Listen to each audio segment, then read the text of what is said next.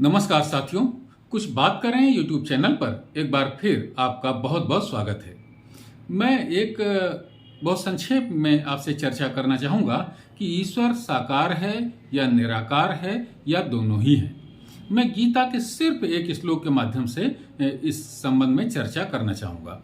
गीता के 9वें अध्याय का 11वां श्लोक है, जिसका अर्थ है जब मैं मनुष्य रूप में अवतरित होता हूँ तो मूर्ख मेरा उपहास करते हैं, वे मुझ परमेश्वर के दिव्य स्वरूप को नहीं जानते।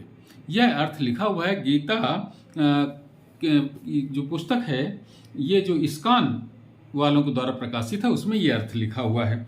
गीता प्रेस से जो पुस्तक प्रकाशित है उसका अर्थ लिखा हुआ है कि संपूर्ण भूतों के महान ईश्वर स्वरूप मेरे परम तत्व को न जानने वाले मूढ़ लोग यानी मूर्ख लोग मनुष्य का शरीर धारण करने के कारण मुझे तुच्छ समझते हैं। यानी कि यहाँ पर यह बात स्पष्ट है कि वो भगवान श्री कृष्ण ये कह रहे हैं कि मैं मनुष्य रूप में अवतरित होता हूँ। तो यहाँ दो बातें स्पष्ट हो जाती हैं इस श्लोक से कि ईश्वर अवतार भी लेते हैं। बहुत से लोगों का ये भी प्रश्न रहता है कि ईश्वर अवतार लेते हैं कि नहीं लेते हैं। तो ये श्लोक इस बात को स्पष्ट करता है। भगवान श्री कृष्ण स्वयं कह रहे हैं कि मैं मनुष्य रूप में अवतार लेता हूँ, और जब वो अवतार लेते हैं तो साकार होते हैं। तो यहाँ पर यह भी बात स्पष्ट हो जाती है कि ईश्वर साकार होता है कि नहीं होता।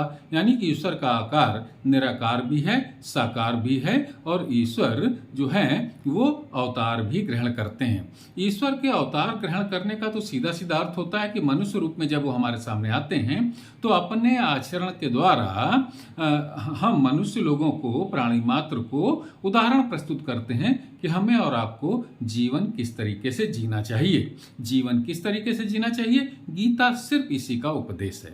दूसरी बात यह है कि जो शक्ति इस संपूर्ण जगत को आकार दे सकती है, ये पूरा विश्व जिसको हम आकार किसी न किसी आकार में देखते ही हैं, हर वस्तु का कोई ना कोई आकार होता है, और ये आकार ईश्वर ने दिया है। तो जो शक्ति इस संपूर्ण जगत को आकार दे सकती है, वो क्या स्वयं को आकार दे करके जन्म नहीं ले सकते? तो गीता के इस एक श्लोक से ये तो साबित हो जाता है, ये सिद्ध हो जाता है कि ईश्वर का स्वरूप साकार भी होता है, और जब साकार होता है तो हम साकार यानी प्रतिमाओं की उपासना करते हैं। तो इसमें क्या गलत है?